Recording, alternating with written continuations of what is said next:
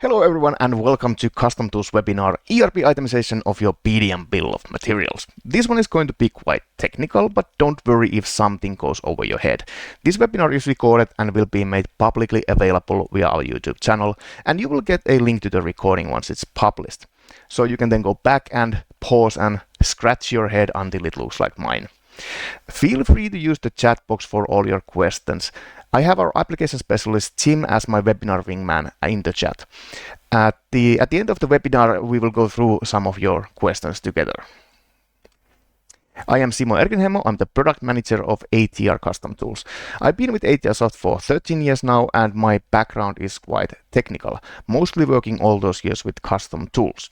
Also, my current responsibilities are still on the technical side of things, involving, for example, product definition and leading the product development. I'm also somewhat experienced with PDM-related integration projects, custom development, and consultation. The agenda today. What is itemization and what are we actually trying to achieve with that? How the PDM BOM actually works. Then we will learn a few important facts about configurations.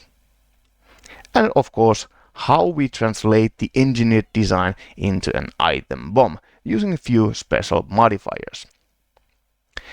This is a very common requirement, how to add things that are not designed to the BOM, like 1 liter of paint.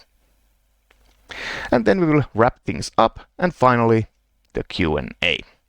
Let's start with the basics. Enterprise resource planning. In this context, it's an application or suite of applications that handles at least your company inventory. It can have multiple different modules for dealing with different expertise areas, but almost all those modules are somehow dependent on the inventory. Because whether you buy or sell or plan manufacturing or assembling, you do that for or with things in the inventory. And with a CAD system, you can very quickly produce tons of things that probably should be somehow operated like that. So the inventory is what we are mainly interested in. But inventory is just general terminology. In your ERP system, it is where those ERP items are. So today we are talking about looking at the PDM BOM and somehow seeing those BOM lines as ERP items, which is the process that I call itemization. But again, an ERP item is just a general terminology, and many ERP systems have different naming. In Odoo ERP, the things that you sell, manufacture, or assemble, they are called products or product variants. In Business Central, they are called items, and you can also have variants of them. And Epicor and Monitor call them parts. In somewhat simplified terms, when we look at the PDM BOM, these products, variants, items, or parts are how we need to see each individual row in the BOM. But what about the BOM at the ERP side? Many ERPs have multiple different BOM types. You can have one for assembling, one for production or manufacturing. You can have a sales BOM or a kit, and so on. Now, some of these are basically the same thing, but again, just different names from different ERP systems. When we itemize the PDM BOM, we get an item BOM. It is a list of items that go to the ERP inventory, but it also has some basic relations between those items. From the item BOM, items are cherry-picked to those special BOMs, usually based on some very simple rules. So I'm not going to go any more in detail about different ERP BOMs, because cherry picking is relatively easy. And on the other hand, every BOM type of every ERP system have different special requirements. Producing just that item BOM from the PDM BOM is tricky enough for today. Now, let's take a closer look how that PDM BOM is actually built. On the left side, there is SOLIDWORKS design tree of an assembly that contains parts and other assemblies. It can be seen as this simplified nested list of components at the center. Since you can have the same component multiple times under the same parent, it makes sense to group them together and show their quantities. And this is how the PDM BOM structure that you see in PDM is built when you check in the design. It is basically a multi-level reference tree as long as you don't have any of those BOM modifiers there. We will go to those later. However, technically, the BOM is not really multi-level, but it's built level by level. The topmost assembly, number 200 here, reference to only 2 components. So technically its own private BOM only has 2 components, 198 and 199. I keep saying technically because you don't see this, but this is how it works under the hood. PDM and SOLIDWORKS both built that multi-level BOM using those single-level private BOMs. And you should understand this to better understand how the entire BOM behaves. Also, the sub-assembly 199 only points to 2 components. And as a side note, as you can see, the PDM BOM does not respect the design tree order, at least in 2025 version. Sometimes this can be a bit of a problem with specific ERPs. So the PDM BOM is actually just a visualization of the SOLIDWORKS design tree. And what I have here is the indented visualization. The other visualizations are parts only BOM, top level only BOM, and the flattened BOM. All those different BOM types first follow the rules of the indented BOM and then get reduced down to, for instance, parts only. And this is important to understand because it means that if, for instance, a subassembly has some sort of BOM modifier like exclusion, promotion, or dissolving, that will affect also the parts only BOM, even when that subassembly is not even there. So the initial BOM truth is always in the indented BOM, as that is the closest reflection of the designer's work anyway. But in PDM we also need to deal with versions. There's the as-built version of the BOM and the latest version of the BOM. If we check out the subassembly 198, remove one of its components and check it back in, we will get a new version of that. Then when we ask for latest version BOM of the design 200, which we didn't even touch, we will get latest version of 198. And that version of 198 no longer has the component we removed. So that's pretty simple to understand. Just get latest versions of everything. And designers anyway always work with the latest version components, so what's the issue?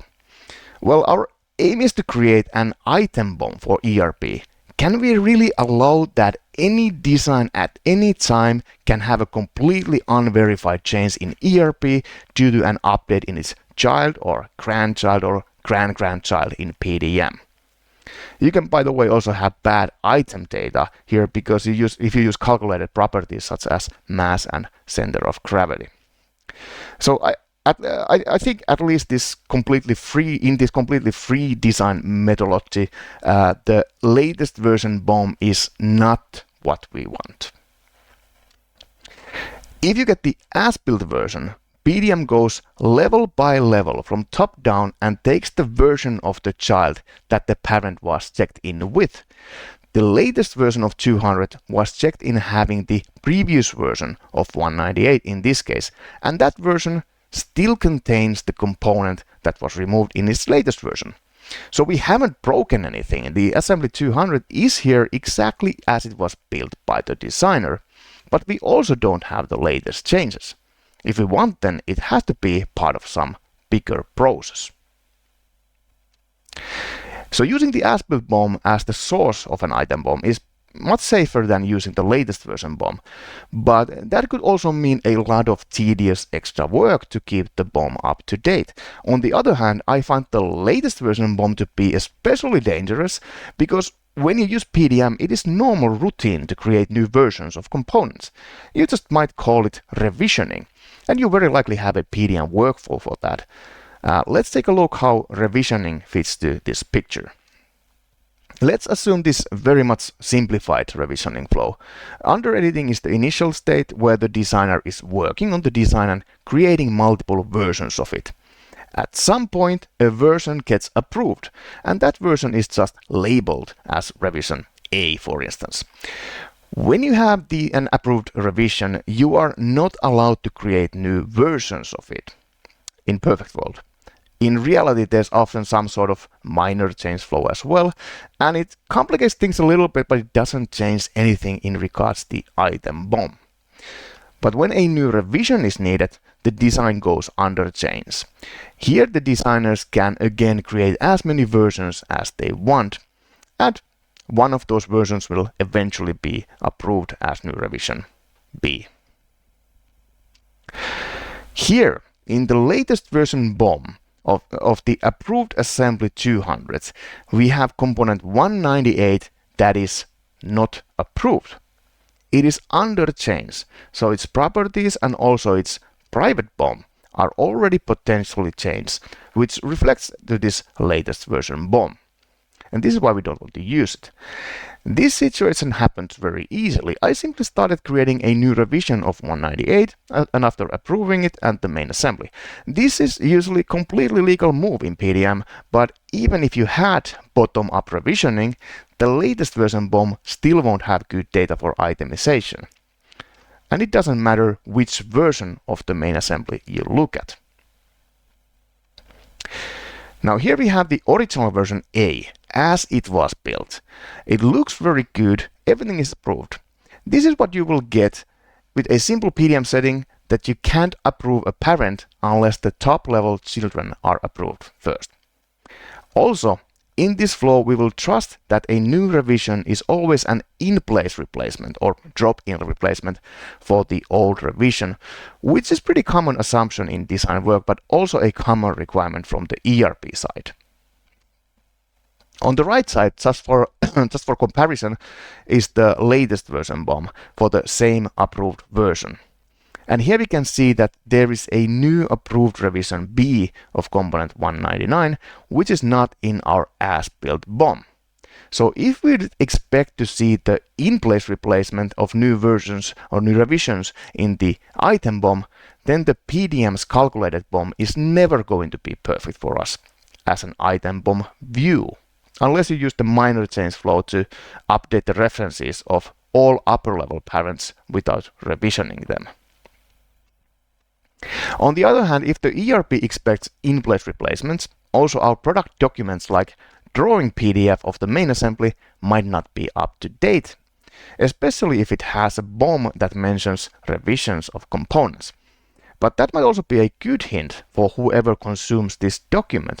For instance, at assembly line where you're holding 199 revision B on your hand, and you are looking at this instruction, this drawing that says revision A, you will immediately know that you have an in-place replacement at your hand, and the document might not be 100% accurate on how to install it, which is something you could otherwise expect. We agree it's not trivial, and in my opinion, writing the code and making systems talk with each other, that is the simple part of things. But what it is that the code is supposed to do and when, even on the paper, that is the hard part. And the hardest part of this webinar is also behind us. Next up, configurations. And the biggest lie about them, if you are one of these people, this is not an attack. It's a warning. I've heard this surprisingly many times, that configurations complicate things, so we don't use them. The reasoning behind it is not bad, as it aims to simplify away something that many find completely unnecessary in SOLIDWORKS. But this one easily shoots itself in the leg. If you look at the SOLIDWORKS part or assembly file and how that file arranges data internally, first of all, the file has configurations. It always contains at least one configuration, and you can never get rid of that one. The only other meaningful thing the file has that is not necessarily inside a configuration is properties of its own. Custom tab in SOLIDWORKS and the Add tab in PDM. If you have this part in a BOM, you will see the file properties in the BOM, but only if the configuration doesn't have those particular properties. Reason I call them model properties is that the configuration also has geometry and features of the model, preview image of the model. If you have a drawing of a part, then the drawing view always points to a specific configuration of the part. And if you have a component in an assembly, the assembly in its active configuration references that component in a specific configuration. So in SOLIDWORKS, when the BOM is built based on those references, there is no such thing as file pointing to a file. There are only configurations pointing to other configurations, which means a configuration has a BOM.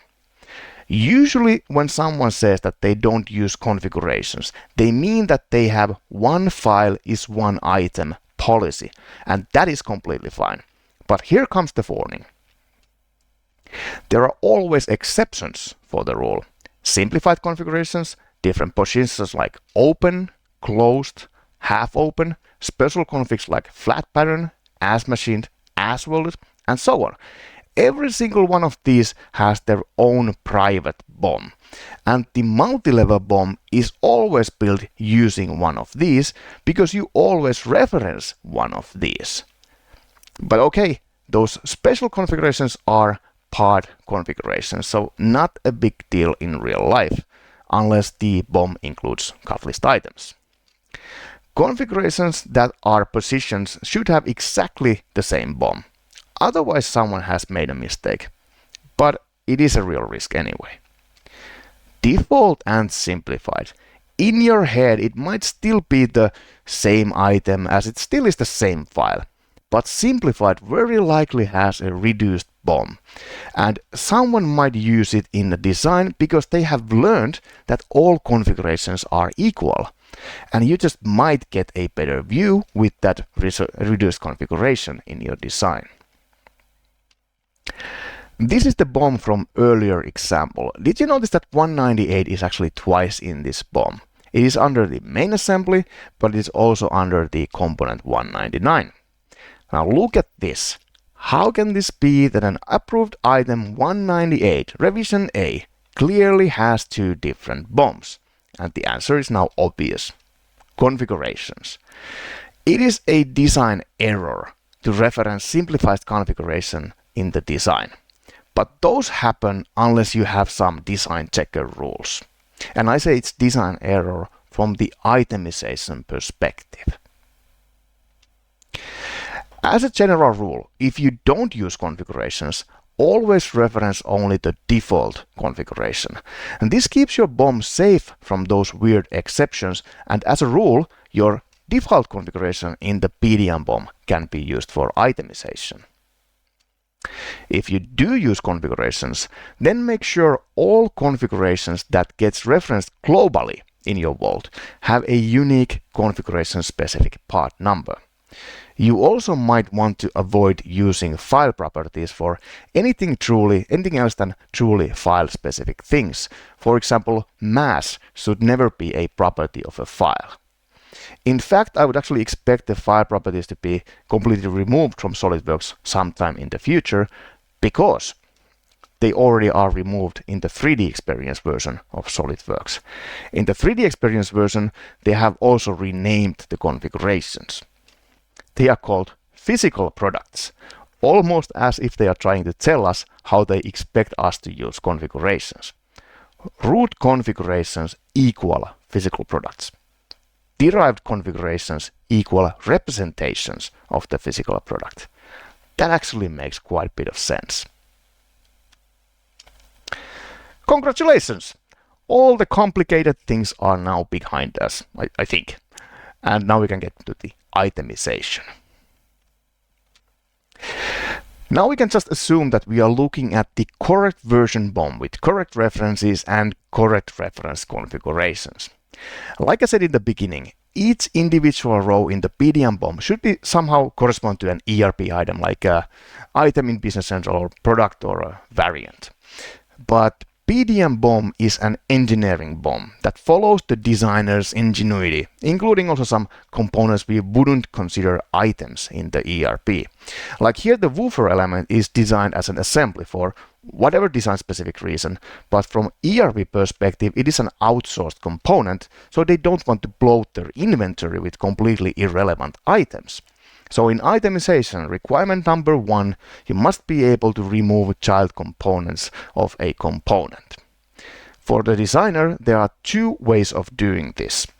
Let me first show you what you could do, but you maybe shouldn't do. You can go to the excuse me. You can go to the configuration properties of the woofer element assembly, and here is a setting that hides child components when used as subassembly. This does exactly what you would expect when you use the woofer element as a subassembly. But if you navigate to its own BOM in PDM, now again we have two truths of the same item in PDM, one having a BOM and the other one doesn't. And this is bad. And this is the sole reason why I don't recommend this method. Instead, better idea is to multi-select all those components, right-click and visit the component properties, which takes you into this multiple component properties. There, exclude from bill of materials. Now that woofer element is consistently the same across PDM. Because remember that in PDM there is no separation between the item and its first level BOM. So no matter the context, the item must show consistently the same first level BOM in PDM. Requirement number 2 is now pretty trivial. Exactly the same way you can exclude any component from the design. And you should use that option to the designs that are not supposed to go to the ERP. But only when you also want to exclude the component and its children, in case it's an assembly. From which we come to the next case. Here's a scissor lift. Look at this SL floating beam assembly. It contains these two lifting beams and these two wheels. Open it in its own window. This is how that sub-assembly looks. Both beams and both wheels are quite obviously items, but you would never manufacture, assemble, purchase or sell an item that is two beams floating in the air, which is what this assembly is. So this assembly is not an item, although it contains items. The operation that removes a component while keeping its children and correcting their quantities while doing so is called dissolving. So that would be our requirement number 3. Must be able to dissolve an assembly. Again, at configuration options, the same place where we had that hide option we don't want to use, there's also a promote option. For that, that we can use for the floating beam assembly. So it will promote the child components when this assembly is used as a sub-assembly, which makes this assembly dissolved in BOM, and its components raised one level up to top level in this case, which we can also see, by the way, looking at the top level BOM in PDM. But why is it okay to use promote when it's not okay to use the hide? With promote, we don't have inconsistent BOM in PDM. It has an irrelevant BOM, but it's the same no matter from which direction you look at it. Also, as an item, this excluded assembly is exactly as meaningful as those other components we excluded from BOM. Also, those are just hanging around the vault, having their own data, but none of them are items and none of them exist in any item BOM. So your process should never have any reason to trigger an ERP itemization for them. Next, let's move for the next issue. As a minimal example, I have this assembly with two hex screws. One is size M8 and the other one is M10. So these are actually the same screw in two different configurations, which will result in two different items in the BOM. But I've heard this requirement quite a few times that sometimes things like screws and washers are not managed on the exact size level on the ERP. So requirement number 4, it should be possible to group such configurations together as one item with one item number and with summed quantities. Sometimes it's not even two different configurations of the same model, but two completely different models that should be grouped together as the same item. In SOLIDWORKS, you do have some grouping options of the BOM. We're not yet in PDM, these are BOMs from the SOLIDWORKS. Fun fact, when SOLIDWORKS groups things together, it still almost randomly chooses one of those configurations, and then it just changes its quantity to match the grouped amount. Like here, it claims that I have 2 M10s in the structure. You could argue that it just has to show something as a configuration here, and it's irrelevant when you do the grouping. But it's not just the configuration name, it also applies to all the properties you have in the BOM. And if you'd be grouping assemblies, it would also apply to their BOMs. You already know that the configuration is the one that owns the BOM, so when one configuration is randomly chosen, it means also one BOM is randomly chosen. And this is why I'm not a big fan of grouping. In my opinion, it just makes things much harder to understand. But the requirement is still completely valid from the ERP point of view. 2 things should be representing the same item. Unfortunately, in PDM, it's just not supported. So all grouping activities must be done in some sort of pre-processing phase before pushing the BOM data forward. Technically, there is one more thing that you could do, and I'll show it, although I think it's kind of a bad idea. You can add bill of materials as a feature to your assembly, and that obviously supports all the goodies SOLIDWORKS BOM supports. When the BOM is a feature of a model, it also becomes viewable as one of the PDM BOMs for that design. Don't use this. Simply changing what columns this BOM should contain would require opening and recreating the BOM for every single model that has it separately. When talking about itemization and integration requirements, we must have something that is well controlled and centralized preferably. Requirement number 5. Glue, 1 liter of paint, 1.5 meters of some cable, things that only the designer knows what and how much is needed in his or her design. Yet it doesn't feel right to model a liter of paint just so that you could then have it in the BOM. You can, but there's also a cleaner solution in PDM. Having the assembly checked out, right-click the paint and choose Copy. Then right-click the checked out assembly and choose Paste as Reference. Then add it one time, even if you need 5 or 10 liters of it. Then check in and keep checked out. This is because you don't see it in the BOM unless you check in first. But to modify the quantity, you still need to have it checked out. And now you can simply modify the quantity. You can even have decimals here. Notice that you can't modify instance count. These 2 columns are 2 different quantity types that the PDM BOM has. Quantity in BOM is the one that you can change, but it's also possible to drive it automatically by defining the BOM quantity property. Instance count is how many times the component is in the assembly. So what I call quantity in BOM, PDM calls reference count. And what I call instance count, PDM calls reference count with BOM quantity disregarded. Special names for special variables. Let's continue. And this is how the BOM looks after you save it and check it in. Now we have an arbitrary amount of paint in our BOM, and we didn't even use SOLIDWORKS at all. This is now a calculated BOM from all the other aspects, except for the quantity of that paint, denoted with that yellow marking. You have to be careful not to change quantities that should be coming from CAD. For instance, if you'd manually calculate plus 10% from more screws and washers, then at the next iteration, if the designer changes the amount of them in the design, the overwritten quantity here in the BOM will not update. Finally, and this is usually not a requirement, but if you can think of some, you can probably tackle it by having complete freedom over the BOM. You can just save it with some arbitrary name like SLBet Assembly Revision XYZ. You will then find it here from the BOM listings of the assembly. And all the fields being blue means you can edit them all with complete freedom.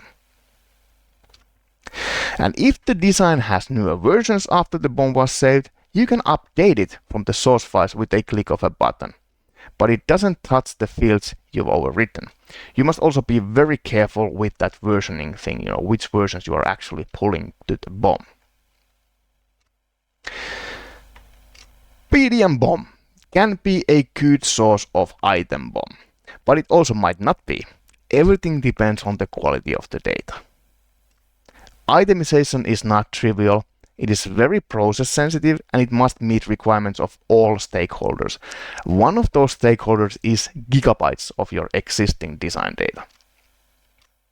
This is a fact that, in my opinion, might not be worth hiding or being scared of. Oversimplification tends to lead in bigger issues. Translation of the engineering BOM into item BOM is mostly designers' responsibility. So you must teach the designers to think items. It's just not going to work otherwise. Also, the designers have already used these BOM modifiers to produce the BOMs to their drawings. It should be pretty much what you would expect also as item BOM, but not always. In those cases, you must utilize configurations because that's the only way to have two different BOMs. You could easily remove extra components in some pre-processing, but you can't bring back components that are excluded or dissolved in the design. Grouping cannot be done in PDM, so pre-processing step is needed for that. Non-CAD items are supported in PDM. You can just copy and paste as custom reference and then modify the BOM quantity. And you can also have full control of the BOM just by saving it as different name. There might be some good use cases for this, but I'd also argue that this is not a good place to fix bad data. Instead, you should just fix it at the source. Last but not least, the PDM BOM is not the only option of itemization in PDM. This is Custom Tools webinar, so I of course want to bring up Custom Tools Export that is available for both SOLIDWORKS and PDM. It can handle all the cases we've discussed today because it doesn't rely on the correctness of the PDM BOM. You can have your own rule-based translation of the engineering BOM into the item BOM. It can also be directly and bidirectionally integrated with the ERP system to give immediate feedback what there is at the ERP before you even push your changes. And this is done simply by deploying an integration script. Custom Tools has few shots, very advanced built-in integrations, for example to Dynamics 365 Business Central and Odoo ERP. In addition to item and BOM handling, Custom Tools Export can also handle creating, collecting, and pushing their related technical documentations to the ERP, such as those drawing PDFs, step conversions, and DXF of sheet metal parts. I'm quite proud what we have here. Questions? On behalf of ATR Custom Tools team, thank you for joining and have a nice day.